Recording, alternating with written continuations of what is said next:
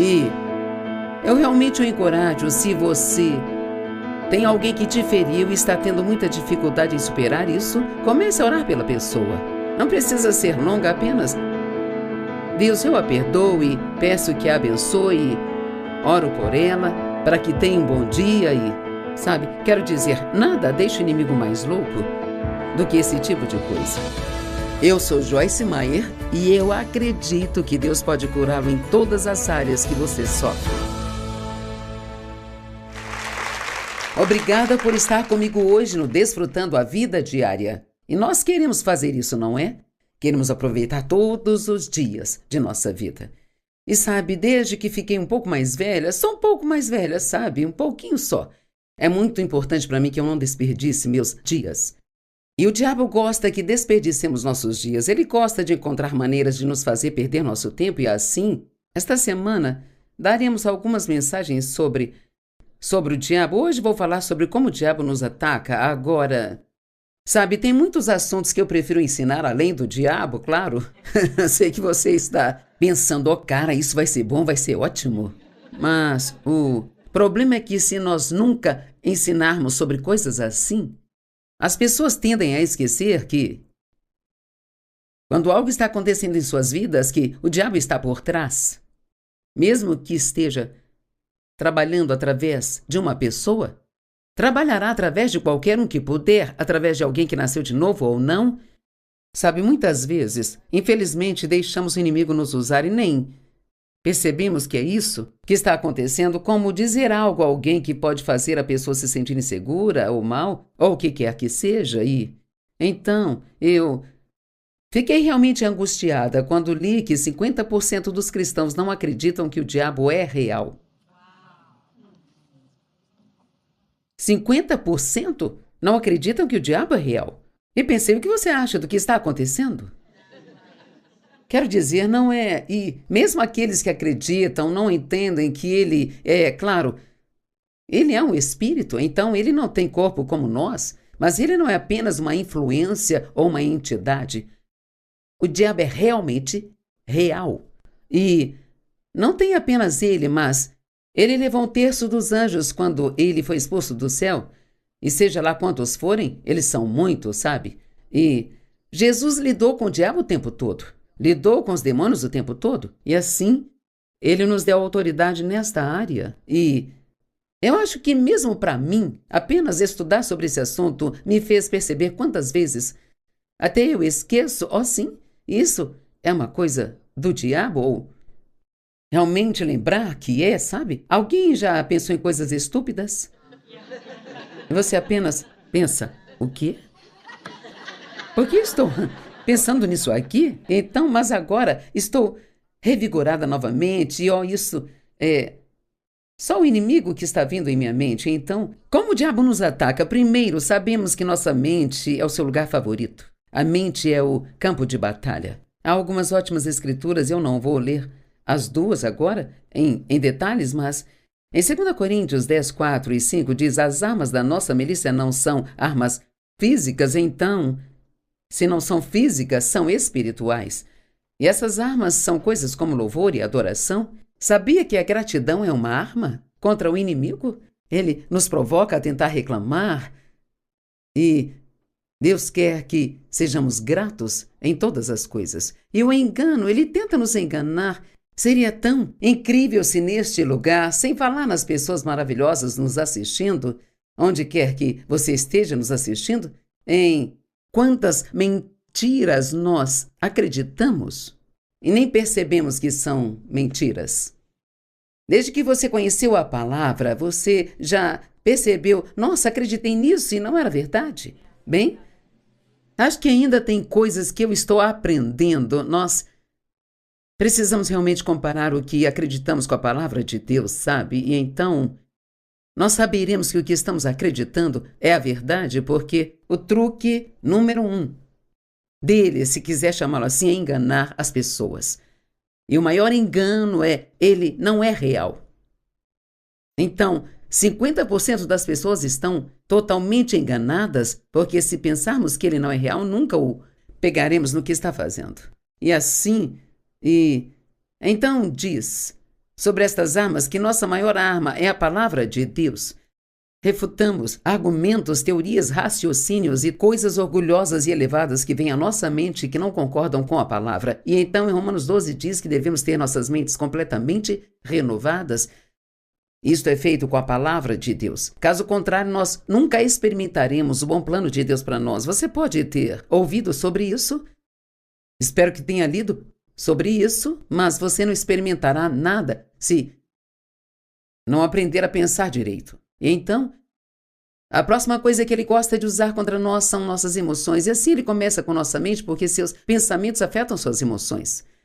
E você pode estar se sentindo perfeitamente bem e pode sentar e pensar em algo que alguém fez com você recentemente e você nem estava pensando nisso, você superou isso, você fez todas as orações e tudo mais, e agora de repente talvez você acorde de manhã e comece a pensar nisso, sabe? Eu acho que o inimigo faz uma oferta à nossa mente no início da manhã, porque se ele conseguir nos fazer começar com o pé errado, então talvez fiquemos assim o dia todo. E eu me pego pensando em coisas que eu não quero pensar. Bem, se eu não quero pensar sobre isso, então esse não deve ser o meu pensamento. Deve ser outra pessoa que o colocou lá. E então, sabemos que Jesus sempre lutou contra o inimigo com a palavra. E nós precisamos conhecer a palavra, mas também precisamos falar a palavra. E sei que às vezes você se sente tolo por andar pela casa falando em voz alta. Mas Jesus respondeu ao diabo e acho que também podemos e devemos. Não podemos ser preguiçosos em querer derrotar o diabo. Então, uma outra maneira, uma maneira realmente muito grande dele nos atacar é tentando nos deixar com raiva. Às vezes ficamos tão irados com as coisas que as pessoas fazem. E é tão difícil não ficar com raiva daquela pessoa que entra na vaga do estacionamento que você está esperando por 5 minutos, então você fica... E eu aprendi ao longo dos anos, porque passei por isso por muito tempo, e agora eu penso, eu não vou ceder a isso, então eu apenas digo, Deus te abençoe.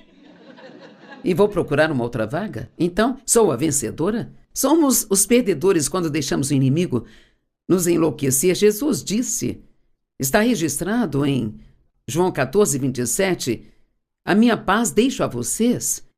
Eu não lhes dou como o mundo a dá, mas a minha própria paz especial. Eu deixo a vocês. Então, qualquer um pode ser feliz quando tudo sai do seu jeito. Mas quando as coisas não estão saindo do seu jeito, vamos pegar uma situação como essa. Já aconteceu com você de estar esperando por uma vaga e quando o outro carro saiu dela, alguém chegou por outra direção e tomou a sua vaga? E a pessoa sabia que você estava esperando, mas aquela é uma pessoa que não se importa? E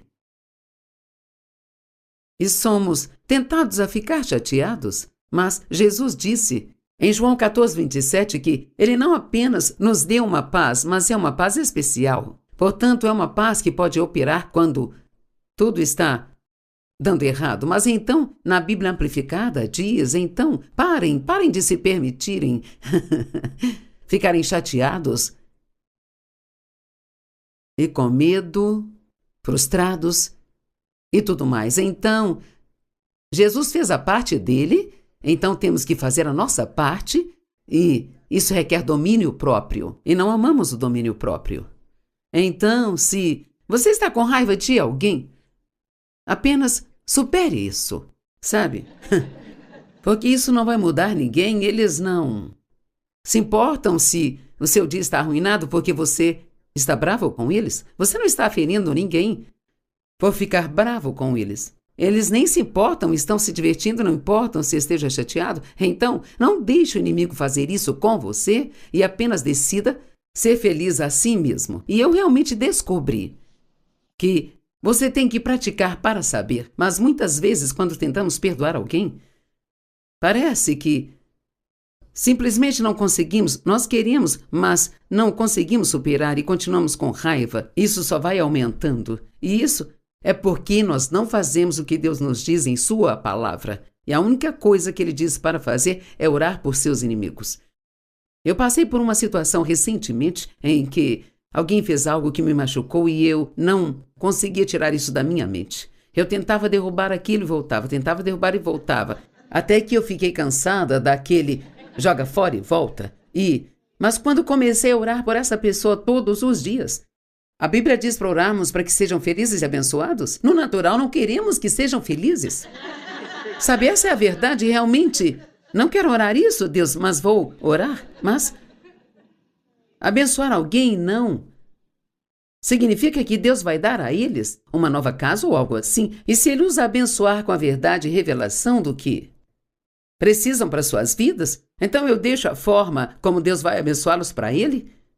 E eu realmente o encorajo, se você tem alguém que te feriu e está tendo muita dificuldade em superar isso, comece a orar pela pessoa. Não precisa ser longa, apenas Deus, eu a perdoo e peço que a abençoe, oro por ela, para que tenha um bom dia e, sabe, quero dizer, nada deixa o inimigo mais louco do que esse tipo de coisa. E, na verdade, eu acho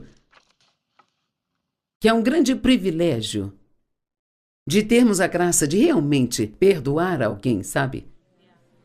E eu comecei a pensar nisso recentemente, eu pensei, sabe, não temos que odiar as pessoas e ficar com raiva e sermos vingativos, mas as pessoas no mundo realmente não têm outra opção, porque elas não têm quem as ajude, e assim nunca devemos fazer nada do jeito do mundo, mas do jeito de Deus.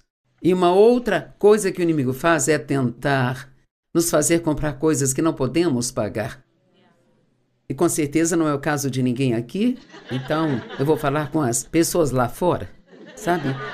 Lembre-se, sabe, há algo em ver coisas bonitas que realmente te deixa emocionado.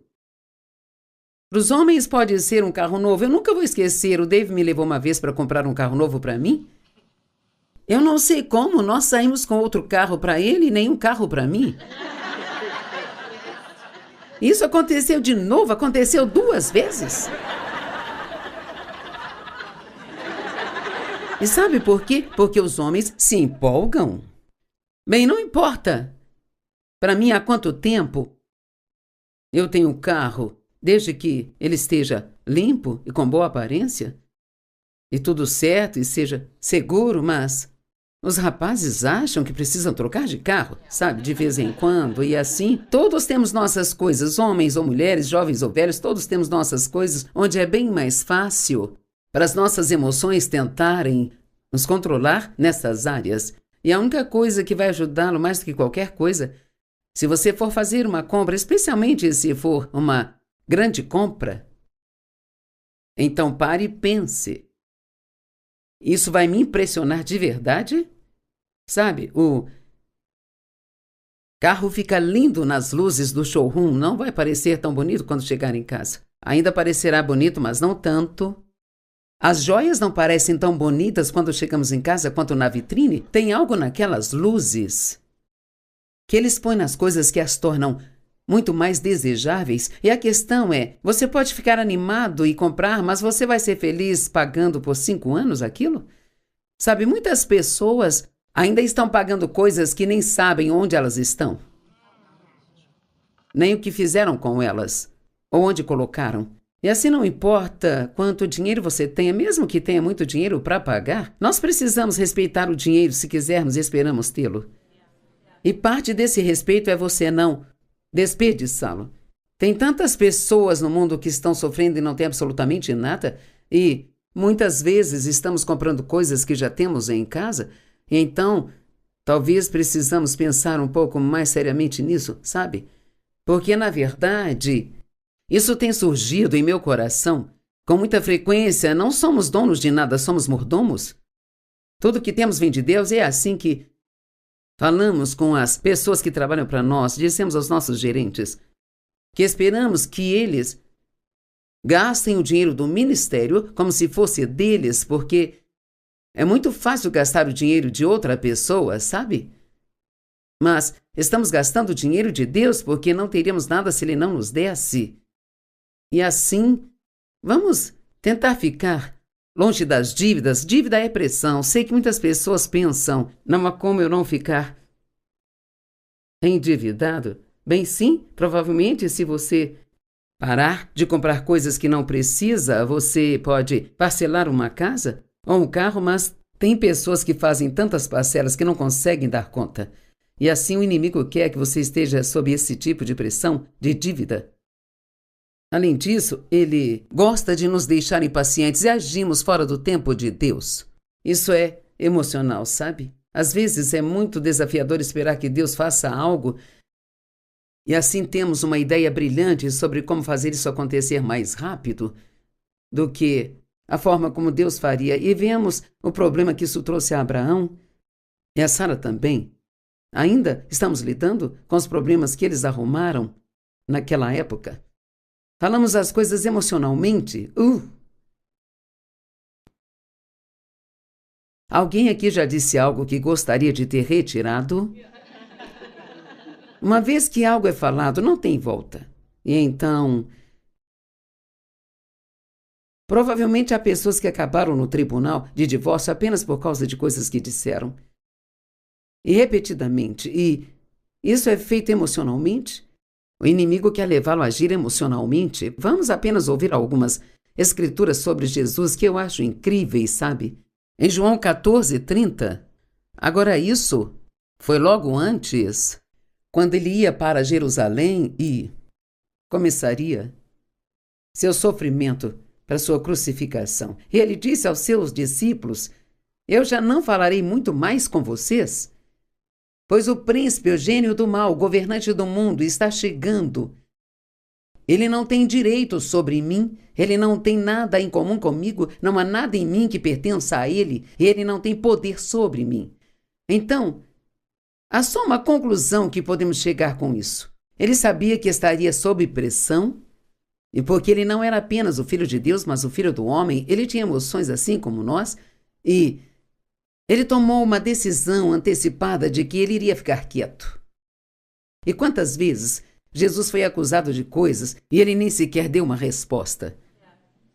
E o que fazemos? Começamos a nos defender. Deixe-me dizer o quanto sou bom, eu não sou a pessoa que você pensa que eu sou. E a Bíblia nos diz para nem mesmo nos preocuparmos, mas deixarmos que Deus seja a nossa defesa. E assim ele disse a seus discípulos: eu vou ficar mais quieto do que o normal. Porque o diabo está vindo atrás de mim e ele não tem parte comigo. Então ele obviamente está dizendo: eu não vou abrir minha boca e dizer a coisa errada e dar acesso a ele. Você já se perguntou em Isaías 53:7 o que significa quando diz ele foi oprimido, mas quando afligido foi submisso e não abriu a boca? Como um cordeiro levado ao matadouro e como ovelha muda diante do seu tosqueador, assim ele não abriu a boca. Eu me perguntava um pouco sobre isso, sabe? Antes de aprender o que estou dizendo e anexar isso a João 14:30, a Bíblia diz que o poder da vida e da morte está na língua. Isso é só um lembrete. Então, não é de admirar que o inimigo nos empurre para dizer coisas erradas. E há tantas coisas. Eu tenho ouvido as coisas que nós dizemos. E dizemos coisas que não fazem sentido. Está chovendo canivete? Bem, Joyce, eu te amo até a morte. E eu não consigo dizer quantas pessoas me dizem que me amam até a morte. E eu digo: por que você não me ama até a vida? Eu não quero morrer. Sabe? A boca. E se nós realmente acreditássemos que as palavras têm o poder que a Bíblia nos diz que elas têm, não mudaríamos a maneira como nós falamos? Se realmente acreditássemos nisso? Sabe, eu tenho que ter cuidado agora porque eu estou ficando um pouco mais velha. Só um pouquinho mais velha. E eu não jogo a carta da velhice o tempo todo. Estou velha demais para isso. Eu estou ficando velha demais. Isso vai doer porque eu estou ficando velha. Você não deve dizer coisas assim, sabe? Eu preciso ser como Paulo. Meu homem exterior se corrompe, mas meu homem interior se renova dia após dia. E muitas pessoas se convencem a desmoronar antes da hora. Outra coisa que o inimigo faz, e isso provavelmente é muito grande, é que ele vem contra a sua vontade. E ele tentará levá-lo a fazer a escolha errada ou uma das maiores coisas com que as pessoas lidam com a passividade. Watchman Nee, eu li o livro dele, O Homem Espiritual, e ele me ensinou há muitos anos atrás, porque ele trata da vontade, emoções e fala muito dos perigos da passividade, sabe? E uma pessoa passiva é alguém que não age, ela quer que Deus ou outra pessoa faça tudo por ela. A preguiça faz parte disso, a procrastinação faz parte disso, mas a pessoa passiva não usa a vontade dela para fazer as coisas que ela sabe que deve fazer. Ela espera sentir vontade. Agora, sabe, para eu estar preparada para vir aqui ensinar, eu tive que me levantar às 5 da manhã. E é bom que eu seja uma pessoa mais da manhã, mas digamos que eu não fosse. Bem, só porque eu não queria acordar às 5 não significa que eu poderia só dizer não vou acordar às 5. Mas há pessoas que basicamente não fazem nada a menos que elas tenham vontade de fazer. E não podemos fazer só o que temos vontade ou não fazer o que não temos vontade. Temos livre-arbítrio. E Deus, Ele nos deu o livre-arbítrio porque Ele quer que nós o usemos para escolher a sua vontade. Ele não queria um monte de robôs apenas programados para fazer o que Ele disse. Ele queria que, por amor, escolhêssemos fazer a sua vontade. Então, escolhemos fazer a vontade de Deus em todas as situações, quer queiramos ou não. E no livro de Mateus, 3 vezes está registrado que Jesus pediu ao Pai que, se possível, passe de mim este cálice. 3 vezes ele orou a mesma coisa. Se possível, passe de mim esse cálice. No entanto, seja feita a tua vontade, não a minha. Agora, se ele orou a mesma coisa 3 vezes, ele realmente devia não querer passar por aquilo, sabe? Eu acho que às vezes não percebemos. A Bíblia diz que ele suou gotas de sangue quando estava no jardim orando. E isso é algo que pode acontecer, mas só pode acontecer quando alguém está sob a maior quantidade de estresse que se possa imaginar que alguém possa ter. Então, para ele tomar a decisão de seguir a vontade de Deus, isso foi extremamente difícil. Extremamente difícil. Cada vez que ele dizia, Pai, passe de mim este cálice, se possível, passe esse cálice de mim. Então ele também disse, todavia seja feita a tua vontade e não a minha. E realmente era isso que ele estava dizendo, eu não quero fazer isso. Mas ele queria fazer o que Deus queria que ele fizesse, mais do que ele queria fazer o que ele queria fazer. Eu vou dizer novamente. Às vezes eu digo algumas coisas que acho que precisam ser repetidas.